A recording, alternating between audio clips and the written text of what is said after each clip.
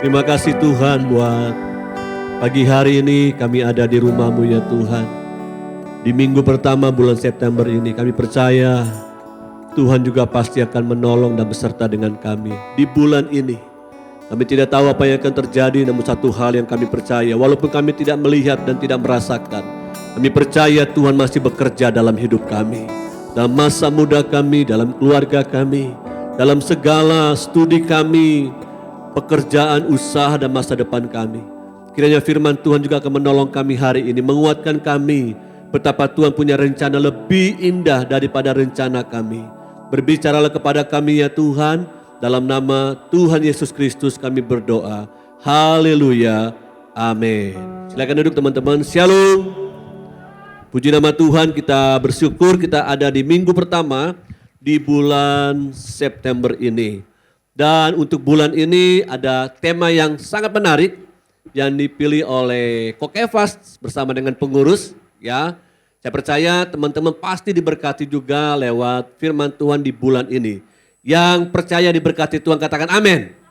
Haleluya. Ya, judulnya yang diberikan kepada saya untuk minggu ini adalah Quarter Life Crisis ya.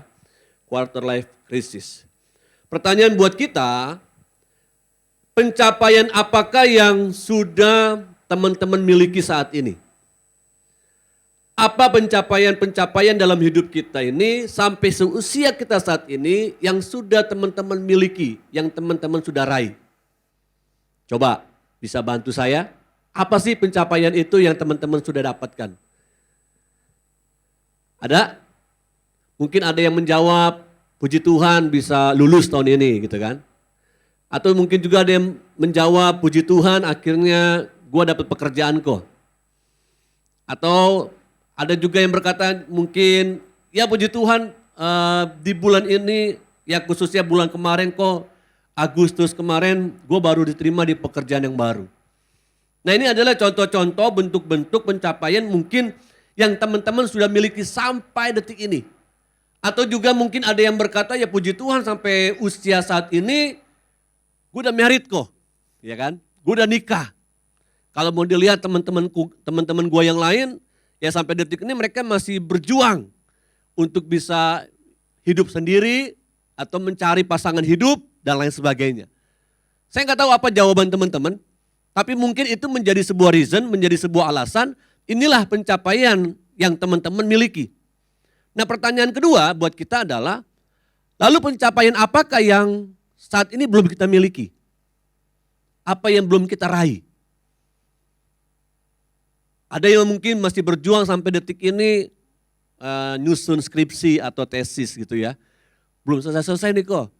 Ya puji Tuhan dari pihak kampus kasih kelonggaran untuk bisa selesaikan. Ya tapi deadline-nya harus tahun ini. Kalau tidak ya mungkin saya akan kehilangan ya pencapaian itu. Apa sih pencapaian yang belum kita miliki sampai detik ini? Ya tadi saya katakan di awal, ada yang terus masih berjuang untuk membangun sebuah relationship, membangun sebuah hubungan. Atau masih berdoa sampai detik ini supaya yang punya masalah dengan keluarga, dengan orang tua, atau kamu melihat hubungan antara papa dan mama tidak berjalan harmonis dan mereka harus berjalan masing-masing dan kamu harus bingung milih di antara kedua orang tuamu, papa atau mama.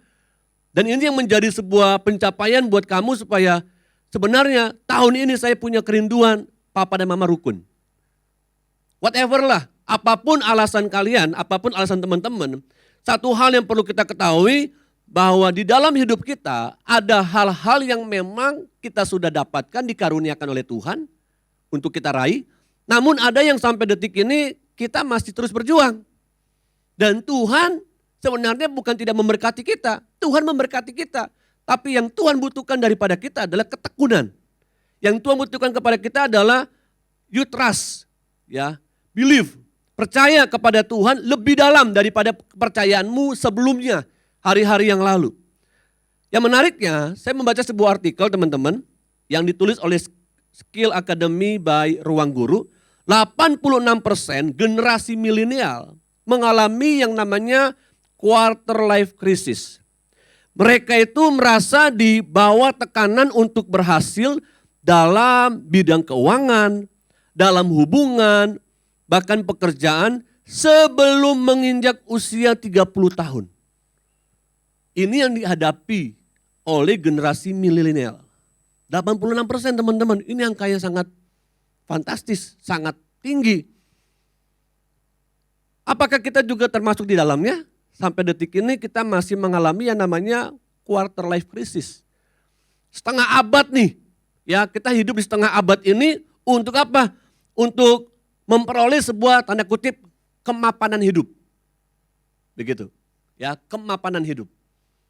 Coba, saya mau tanya sama teman-teman. Menurut teman-teman, apakah teman-teman sampai saat ini sudah dapat dikategorikan hidup mapan atau belum? Coba, yang bilang iya angkat tangan. Mapan hidup. Oke. Yang bilang belum angkat tangan. Saya termasuk belum, angkat tangan. Yang belum mapan nih hidupnya nih. Boleh angkat tangan. Yang enggak angkat tangan.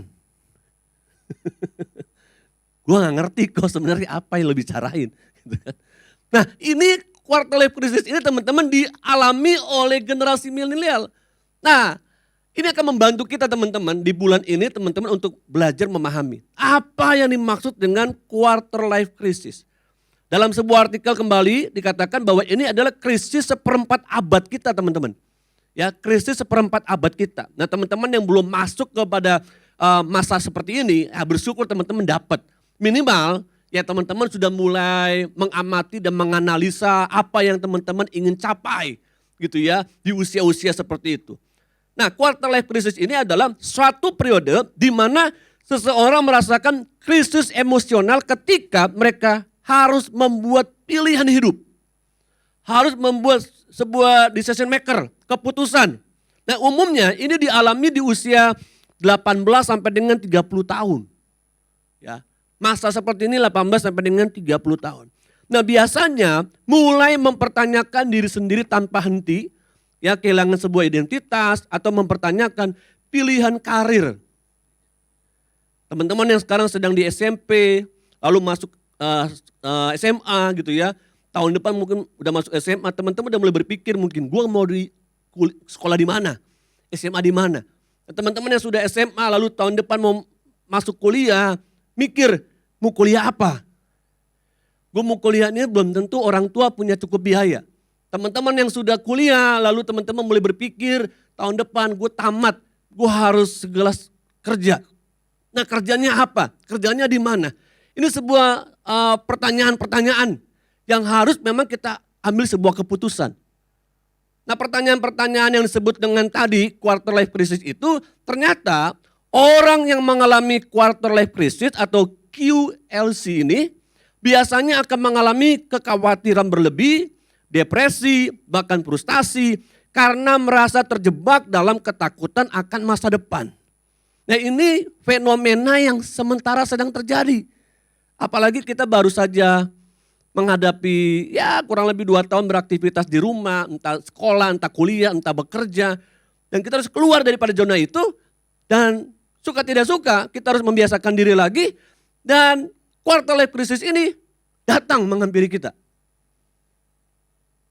Apakah ini sesuatu yang normal yang harus dihadapi juga oleh anak-anak Tuhan, oleh kita? Karena orang dunia mengalaminya dan semua mengalaminya.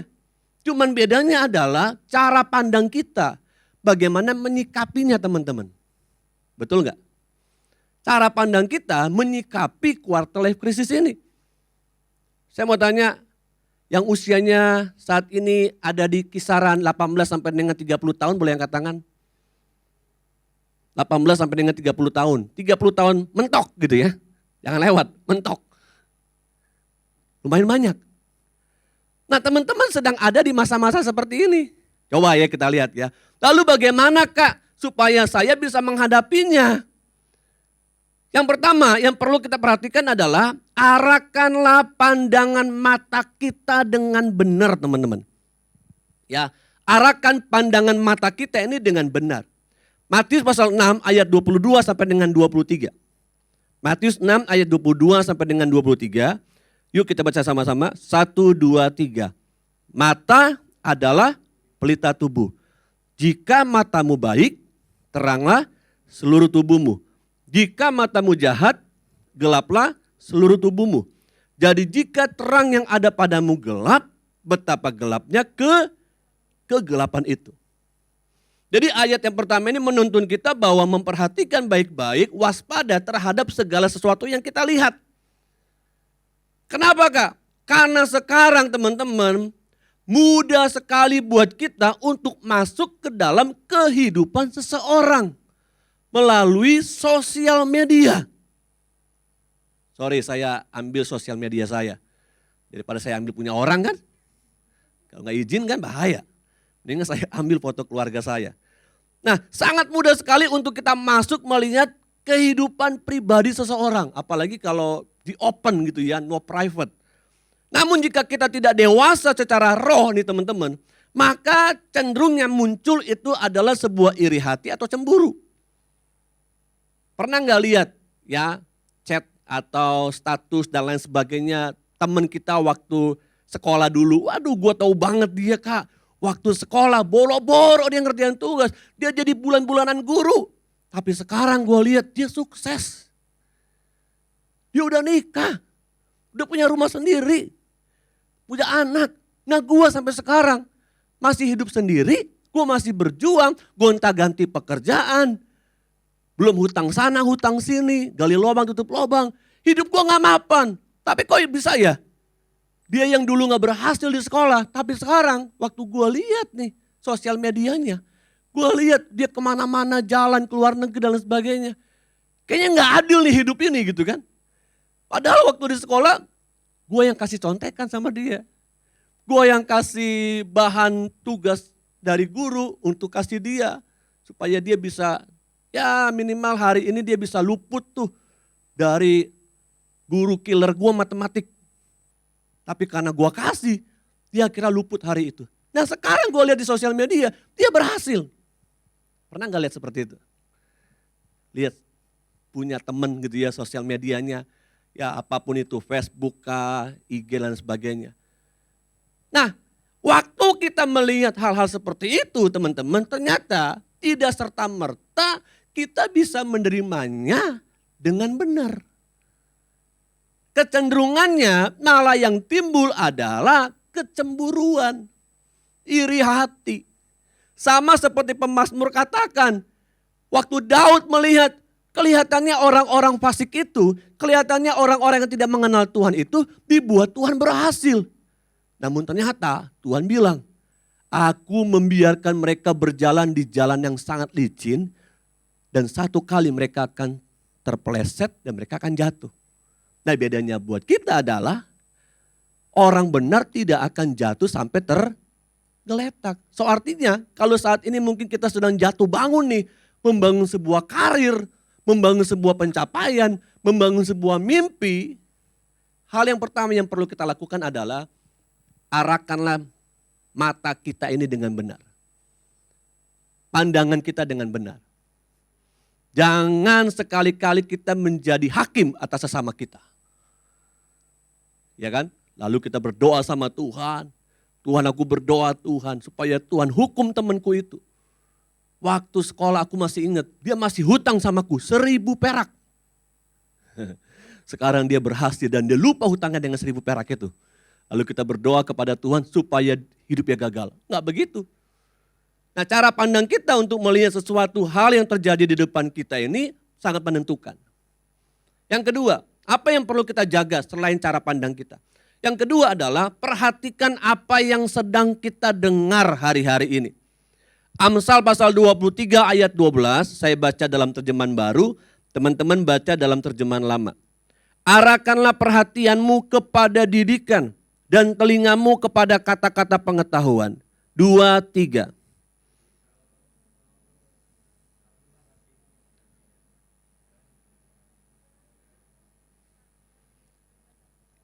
Ya, Amsal katakan arahkan perhatianmu kepada didikan dan telingamu kepada kata-kata pengetahuan.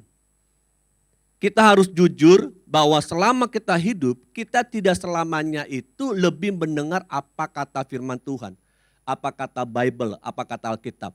Kita lebih banyak mendengar apa kata teman kita, apa kata dunia ini, apa kata info zodiak, apa kata berita-berita di luar sana, lalu membuat kita akhirnya tidak percaya lagi kepada Allah, tapi lihat ya, mengintimidasi diri kita. Lalu kita mulai menyalahkan keluarga kita. Nih gua gak berhasil sampai hari ini karena orang tua gua, Kak. Karena masa lalu keluarga gue, karena masa lalu papa dan mama yang broken home dan lain sebagainya, berimbas kepada saya dengan adik-adik saya. Dan mungkin kita berkata seperti itu, lalu kita mendengar apa kata, ya tadi tuh, ya kan ada banyak suara-suara toh di dalam dunia ini. Ketika kita bangun pagi hari aja teman-teman, ada suara yang berbisik sama kita. Udah lo tidur lagi, ngapain bangun cepet-cepet, hari Minggu. Kalau dari Senin sampai Sabtu kerja, hari Minggu ya lo istirahat lah, bangun siang gak apa-apa. Entah juga datang ke gereja juga jam, ibadah itu kan jam 10:30. Lo datang jam 10:30 lewat sedikit juga gak apa-apa, ya penting bed rest dulu deh. Nah, ada banyak suara-suara yang mencoba mengalihkan kita untuk melakukan sesuatu bukan hanya yang baik, tapi yang benar. Nah, kalau kita tidak mewaspadainya teman-teman dengan apa yang kita dengar hari-hari ini, itu pun bisa membuat kita tidak bisa memahami quarter life crisis. Yang seperempat abad ini nih, krisis yang teman-teman sedang alami. Dan mungkin juga ada orang-orang sekitar kita yang mengatakan bahwa ya lo gak mungkin berhasil lah. Orang kok ngelihat hasil sekolah lo, hasil kuliah lo, belum juga lo keluarga yang berantakan, gak mungkin berhasil lah.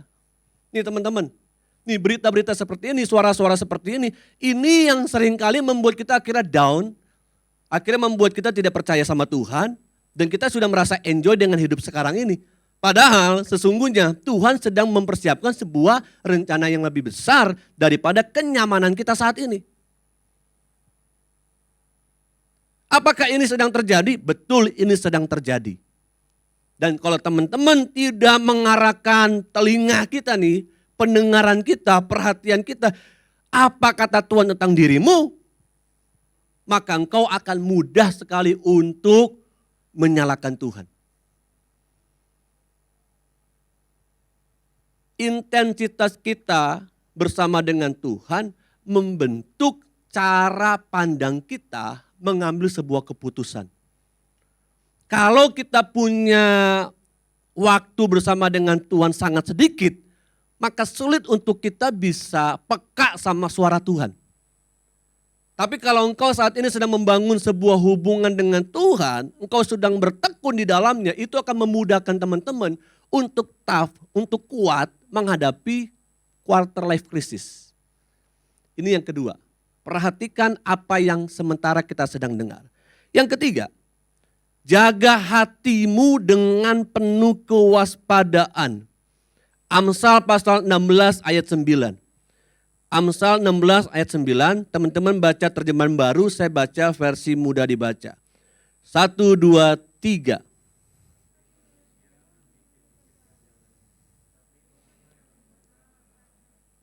Orang dapat merencanakan yang akan dilakukannya, tetapi Tuhanlah yang menentukan langkahnya.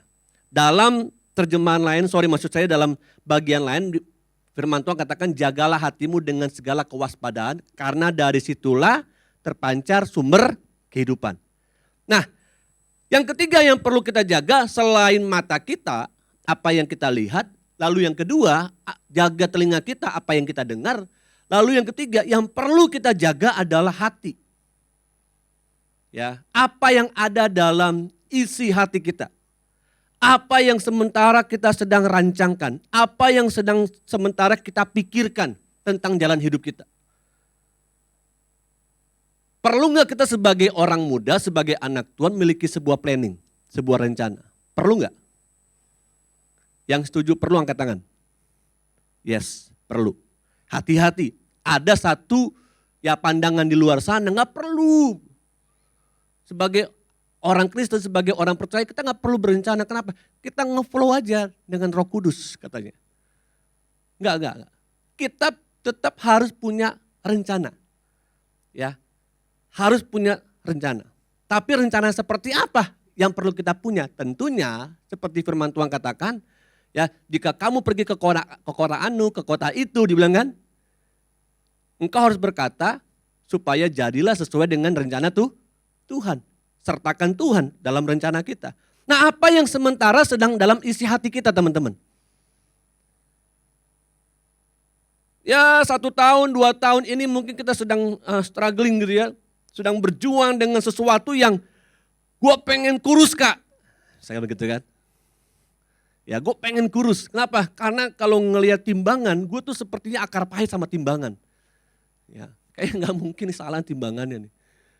Gue pengen kurus, gue mau berjuang. Ya gimana mau berjuang? Dikit-dikit ngemil, dikit-dikit ngemil, dikit-dikit ngemil. Lalu sampai akhirnya kita gak punya rencana, udah biarin aja deh. Ya jadilah gitu kan. Nah kita harus punya rencana ini betul-betul harus terukur. Bagaimana cara mengukurnya? Ya step by step dong.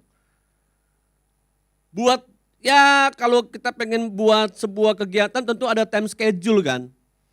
Perlu buat, ya kalau sekarang, ya contoh lah teman-teman kita di sini kan ada yang udah mulai kuliah, lalu udah mulai bekerja, ada yang sementara di penghujung akhir kuliah gitu ya, kayak teman-teman kita yang di sini ada Michael ya, ada Michael ya, mana Michael? Oh nggak ada ya? Michael ada. James, ada James? Tim nggak ada, ya tapi ada Yayangnya. Nah. Ya kan mereka kan sementara sedang kuliah kedokteran, lalu masuk koas. Setelah itu apa? Lanjut lagi. Nah sama seperti inilah yang sementara sedang kita susun nih, sedang rencanakan. Teman-teman mau kuliah, oke kuliah, habis kuliah ngapain? Buat ini, buat itu. Lalu, wah merasa gak cukup nih, udah kerja, gue mau kuliah lagi.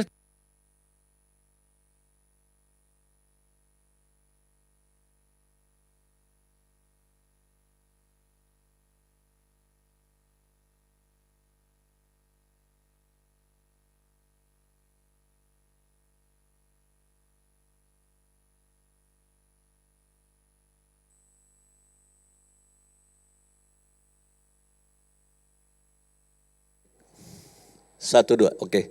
Nah, jadi rencana yang kita sedang susun ini teman-teman dalam kerangka, dalam frame, bukan ingin menunjukkan atau show off bahwa ini gue hebat, bukan. Tapi kita sedang berjalan dalam pimpinan Tuhan. Sehingga orang melihat waktu kita berhasil, waktu kita sukses, mereka bukan lihat kita, tapi mereka lihat siapa di dalam kita. Itu seperti itu kerangkanya. Makanya kan ya bedanya kita dengan orang-orang dunia, mereka bisa sukses, mereka berhasil, mereka lupa. Yang membuat mereka produktif adalah Tuhan. Nah yang membuat kita akhirnya berhasil, sukses, teman-teman dengar baik-baik, itu Tuhan yang membuatnya. Produktifnya kita nih dalam dunia ini sebenarnya kita sedang menunjukkan bahwa Tuhan kita itu dahsyat, hebat, besar. Karena kalau ngelihat masa lalu kita, orang bisa ngelihat loh, dulu kan dia nggak ada apa-apanya nih. Sekarang kok ketika dia aktif, dia rajin melayani, gue lihat dia ya quote-nya gitu ya di sosial media, rohani banget. Orang bisa ngelihat, iya loh, dia dulu beda loh. Ini ada apa? Orang bisa cari tahu siapa yang membuat kita itu sukses berhasil. Yang membuat kita produktif. Kenapa? Tuhan yang membuatnya. Nah ini yang membuat kita harusnya memahami, mengerti bahwa ini kita sedang melewati quarter life crisis.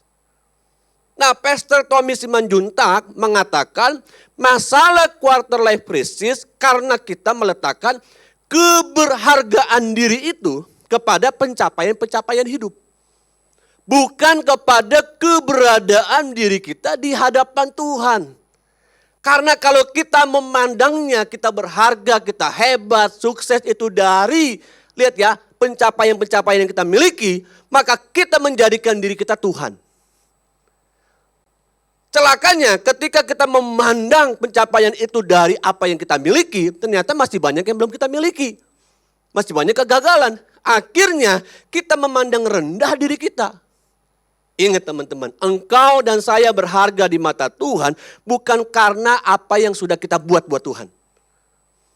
Tapi karena Tuhan sudah buat lebih dulu dalam diri kita. Makanya waktu Yesus Kristus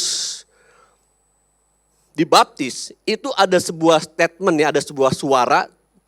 Inilah anakku yang kukasihi, kepadanyalah aku berkenan. Teman-teman lihat, suara yang sama itu bukan hanya terdengar waktu ada di Sungai Yordan. Sungai Yordan itu teman-teman di Israel itu tempat yang paling rendah. Ya, letak geografisnya tempat yang paling rendah. Namun suara yang sama juga terdengar ketika Yesus berdoa bersama Petrus, Yohanes dan Yakobus. Disebutkan di sebuah gunung yang tinggi. Nah, ada banyak penafsir mengatakan gunung itu Gunung Tabor, Gunung Nebo, Gunung Hermon. Itu tafsirannya. Karena cuma disebut gunung yang paling tinggi. Nah, bicara gunung yang tinggi itu bicara tentang tempat yang paling tinggi. Bicara Sungai Yordan, letak geografis paling rendah. Artinya apa? Di sini menunjukkan bahwa sekalipun Yesus ada di titik yang paling rendah, dan Yesus diagungkan, dimuliakan di tempat gunung yang sangat tinggi, ini tidak merubah status bahwa Yesus adalah anak Allah. Dan ingat, sekalipun saat ini kita mungkin ada di lembah seperti Sungai Yordan, tempat yang paling hina di situ, yang paling rendah, dan saat ini mungkin Tuhan izinkan kita berhasil sukses dan menjadi berkat di sana, ingat, status kita tetap sama di mata Tuhan. Engkau anak-anak Allah. Amin. Jadi engkau berhasil pun, sekalipun engkau gagal saat ini, Tuhan tetap mengatakan bahwa engkau adalah anakku. Engkau adalah anak-anak Allah. Amin. Tapi apa yang iblis tawarkan? Waktu kita gagal, yang iblis tawarkan adalah kita tidak lagi percaya sama Tuhan. Tidak lagi sungguh-sungguh antusias sama Tuhan. Dan kita menghakimi diri kita bahwa aku gak berharga karena aku gagal. Sama waktu engkau putus cinta, yang engkau dia ditinggal pergi oleh kekasihmu, engkau ditikung dan lain sebagainya. Engkau mulai melihat dirimu, iya ya ternyata gue gak berharga tuh. Buktinya gue ditinggal sama kekasih gue. Roma pasal 5 ayat 8 katakan begini teman-teman. Roma pasal 5 ayat 8.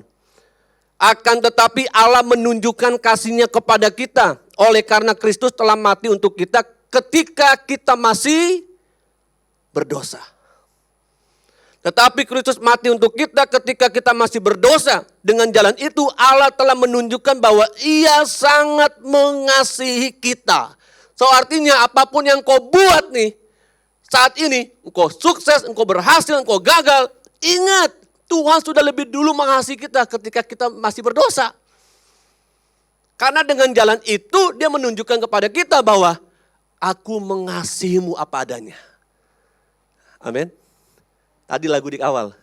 Seperti Bapa sayang anaknya. Begitu kan lagunya? Itu gak sih? Salah gak? Bener gak?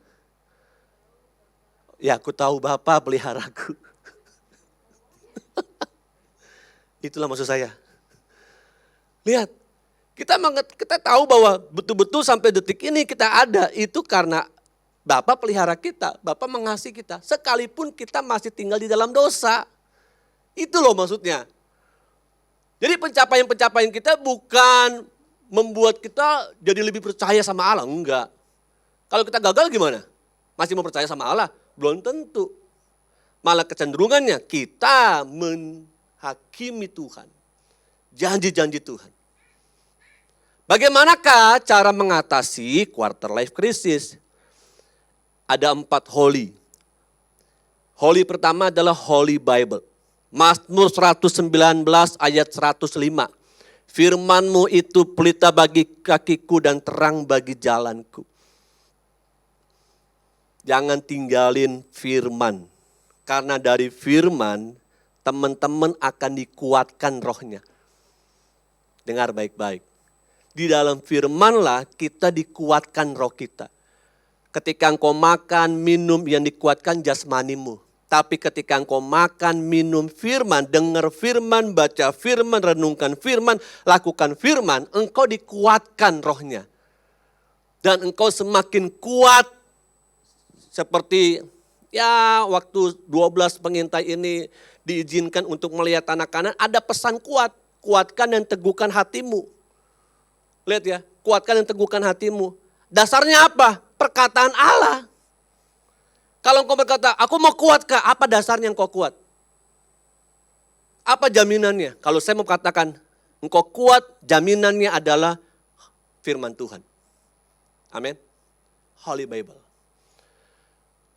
No Bible, no breakfast. Pak Rubin bilang begitu. Ya, saya nggak akan makan pagi sebelum saya makan firman. Biasain itu. Yang kedua, apa yang perlu kita tingkatkan selain Holy Bible? Holy Community. Mazmur 1 ayat 1. Dalam versi mudah dibaca. Allah memberkati orang yang tidak mendengarkan nasihat yang jahat. Dan tidak hidup seperti orang berdosa. Dan tidak menghabiskan waktu bersama orang yang tidak menghormati Allah. Apa maksudnya? Maksudnya bicara tentang support system. Teman-teman harus punya support system. Orang-orang yang berada dalam ring 1 teman-teman. Siapa yang ada di dalam ring 1 teman-teman? Siapa yang ada dalam ring 2 teman-teman? Siapa yang ada dalam ring 3? Youth di tempat ini jadikan menjadi holy community. Komunitas yang kudus, komunitas yang sehat. Karena dikatakan di sini Allah memberkati orang yang tidak mendengarkan nasihat yang jahat. Dari mana datangnya nasihat yang jahat? Dari komunitas. Dari orang-orang terdekat kita. Tidak hidup seperti orang berdosa. Siapa orang berdosa? Ya tadi komunitas yang tidak sehat itu. Dan tidak menghabiskan waktu berlama-lama. Dikatakan sering ketemu, nongkrong bareng. Tuh menghabiskan waktu tuh.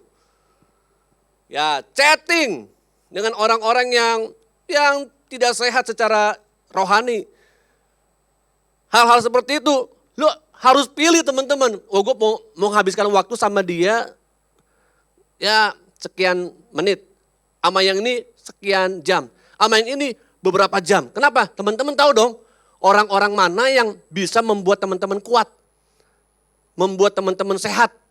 Membuat teman-teman semakin intim, semakin cinta, jatuh cinta sama Tuhan. Support system. Itu yang kedua. Holy community. Yang ketiga, tentunya kita bicara Holy Spirit. Yohanes pasal 14 ayat 26.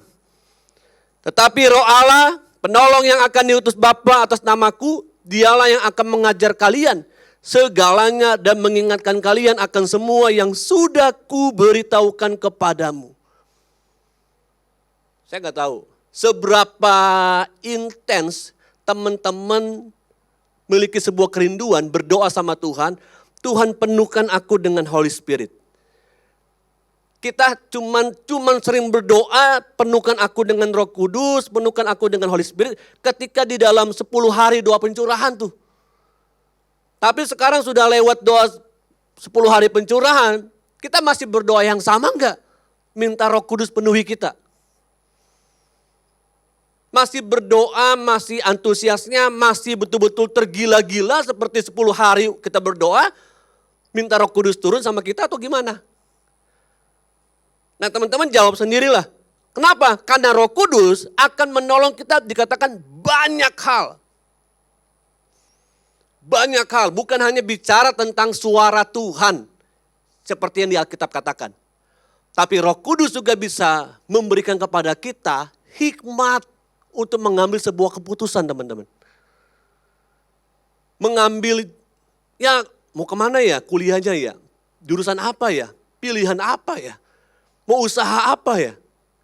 Ngadepin dosen atau guru bicaranya seperti apa ya? Teman-teman bekerja menghadapin atasan atau relasi rekan kerja dan sebagainya seperti apa ya? Please, ada Holy Spirit, ada Roh Kudus teman-teman. Jadikan dia seperti sahabat kita, seperti teman kita ngomong. Kalau teman-teman tahu ya tentang James Kraft kalau nggak salah. Ya James Kraft, penemu daripada keju Kraft gitu-gitu ya. Company Kraft, you searching deh. Itu setiap mereka rapat ya, ini saya dengar juga dari beberapa hamba Tuhan, bahkan dari artikel, setiap rapat itu selalu ada satu bangku yang dikosongkan. Ini satu kali ada karyawan baru nanya, Pak, kenapa ya? Kok kita kalau rapat selalu ada satu bangku kosong ya? Ya kalau di Indonesia mungkin tafsirannya lebih beda tuh. Ada bangku kosong. Ya kan? Nah, waktu ditanya, si leadernya ngomong gini, ya ini bangku nggak kosong. Ini bangku saya kasih, saya tempatkan untuk Roh Kudus bicara sama kita. Sampai segitunya teman-teman. Menghormati Holy Spirit, menghormati Roh Kudus. Karena dia tahu tanpa Roh Kudus, tanpa Holy Spirit, dia nggak bisa mengambil keputusan-keputusan dalam memimpin. Nah bagaimana dengan masa muda kita teman-teman? Ada nggak sih kebanggaan kita nih sebagai anak-anak Allah bahwa ada sebuah kekuatan yang luar biasa, dunamos, ya, dinamit itu ketika diledakkan, gede banget kekuatannya, itu ada dalam diri kita. Nah Roh Kudus itu yang akan mengajarkan kepada kita untuk menghadapi apa? Tadi quarter life crisis. Yang terakhir, apa yang perlu kita miliki? Holy lifestyle. Roma pasal 12 ayat 2, firman Allah yang hidup katakan begini, jangan meniru tingkah laku dan kebiasaan dunia ini, melainkan jadilah orang dengan kepribadian yang sama sekali baru dalam segala perbuatan dan pikiran. Niscaya saudara akan mengerti dari pengalaman sendiri bahwa jalan-jalan Allah itu sempurna dan sungguh-sungguh memuaskan saudara. Keren. Yang terakhir ini kita juga harus memiliki gaya hidup nih. Gaya hidup yang kudus, yang suci. Jangan meniru tingkah laku, kebiasaan dunia. Dalam bahasa aslinya itu artinya pola. Pola. Kalau teman-teman lihat ya, kalau kita pengen desain baju apa-apa gitu kan, perlu pola kan. Ya perlu pola. Nah pola itulah yang akan membentuk, lalu akan menghasilkan sebuah produk. Nah dunia ini punya polanya sendiri. Dan Tuhan mau kita nggak ikutin polanya dunia. Kenapa? Supaya akhirnya kita dikatakan gini, engkau sendiri mengerti dari pengalamanmu sendiri bahwa jalan Allah itu sempurna teman-teman. Halo. Kita harus punya pengalaman bersama dengan Allah. Sehingga akhirnya kita bisa menyadari dan menyaksikan jalan Tuhan itu sempurna. Kalau sekarang quarter life crisismu mungkin sedang ada di Sungai Yordan itu, tempat yang paling rendah, percayalah. Tuhan izinkan kamu ada di sana sekalipun, Tuhan sedang persiapkan kamu. Untuk akhirnya naik ke sebuah gunung yang tinggi. Untuk apa? Supaya orang bisa melihat Tuhan yang membuat kamu ada di puncak sana. Bukan dengan kekuatan kamu. Amin. Mau nggak teman-teman? Hari ini firman Tuhan mengajarkan kepada kita betapa pentingnya kita untuk memiliki sikap yang benar. Menghadapi quarter life crisis. Saya akhiri dengan sebuah quote dari Bapak Pendeta Dr. Ruben Adi Abraham. Keberhasilan itu terjadi ketika kesiapan hati berjumpa dengan kesempatan dari Tuhan. Sekali lagi, keberhasilan terjadi ketika kesiapan hati kita ini berjumpa dengan kesempatan dari Tuhan. Apapun quarter life crisis yang kau sedang alami hari-hari ini, tetap kamu harus jaga hati dan equip diri kita. Gitu ya, equip diri kita. Naikin standar kita, standar kerja kita, standar belajar kita, naikin standar kita bergaul dengan Tuhan. Jangan cukup puas dengan sekarang. Hingga satu kali Tuhan akan izinkan kita berjumpa dengan kairos, dengan kesempatan daripada Tuhan. Amin. Sekali lagi, dengar baik-baik, engkau dan saya berharga di mata Tuhan. Bukan karena engkau dan saya sudah melakukan sesuatu dalam pencapaian-pencapaian hidup ini. Amin. Puji nama Tuhan. Sekian firman Tuhan buat kita. Mari tundukkan kepala, kita mau menerima perjamuan kudus siang hari ini. Saya mengajak kita bersama-sama untuk datang berdoa terlebih dahulu kepada Tuhan. Bapa, terima kasih buat hari ini, buat firman-Mu ya Tuhan. Engkau tolong kami, Engkau ajarkan kami Tuhan, supaya setiap kami orang-orang muda-Mu Tuhan bisa melewati fase quarter life crisis ini. Engkau membuat kami berharga, bukan karena kami sudah melakukan sesuatu buat Tuhan. Tapi ketika kami masih tinggal dalam dosa pun, Engkau sudah lebih dulu mengasihi kami. Terima kasih Tuhan, terima kasih buat firman-Mu. Sebentar kami akan masuk dalam perjamuan kudus. Kuduskan setiap kami. Kuduskan hati kami, pikiran kami, bibir kami, perkataan kami, pendengaran kami Tuhan. Kuduskanlah oleh darah Yesus Kristus. Kau berkati perjamuan kudus ini, roti dan anggur, mengingatkan kepada kami tentang penderitaan-Mu di kayu salib, mati bagi kami. Dalam nama Tuhan Yesus Kristus. Haleluya. Amin. Mari kita berdiri bersama-sama. Saya berikan kesempatan buat teman-teman terlebih dahulu membuka cawan.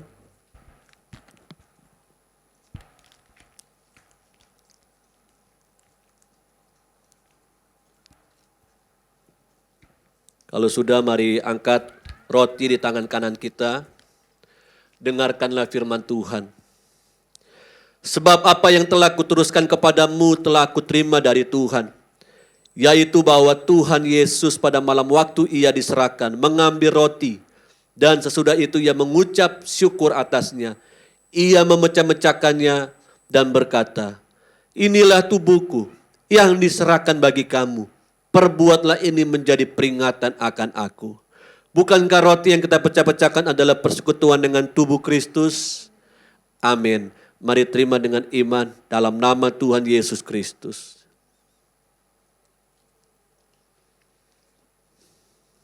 Haleluya.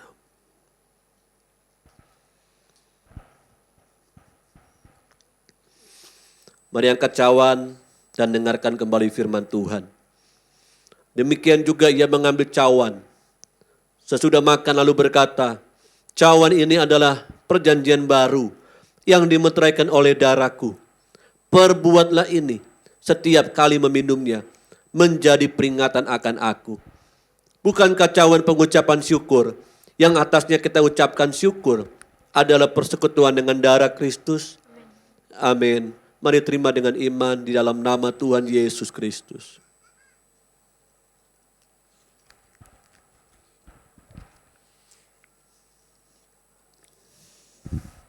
Naikkan syukur kita kepada Tuhan. Haleluya, haleluya. Terima kasih. Terima kasih Tuhan. Segala puji, segala puji.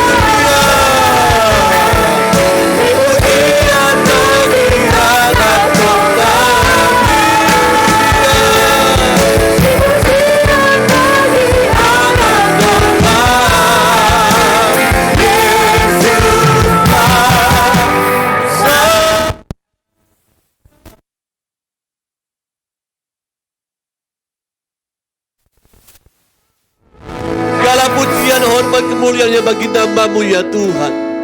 Kami percaya apapun musim kehidupan kami, Engkau Allah tetap sama mengasihi kami apa adanya. Terima kasih buat perjamuan hari ini. Tuhan ingatkan kami, bulan ini pun Tuhan pasti memberkati kami. Tuhan beserta dengan kami. Pakai kami Tuhan untuk menjadi berkat, menjadi saksi, menjadi teladan dimanapun kami berada. Kiranya kami tidak mengikuti pola daripada dunia ini, tapi kami jadi berbeda karena Tuhan yang sudah menebus kami lewat darah anak-Mu yang tunggal. Terima kasih Bapa, terima kasih. Mampukan kami untuk melewati quarter life crisis ini. Kami percaya Engkau beserta dengan kami. Terima kasih Bapa. Dalam nama Tuhan Yesus Kristus, kami juga akan memberikan persembahan saat ini. Kiranya persembahan ini dapat membantu pekerjaan Tuhan di gereja kami, GBI Petamburan. Dalam nama Tuhan Yesus, kami pun siap untuk memberi. Mari yang percaya dan terima berkat Tuhan, katakan amin. Silakan duduk teman-teman.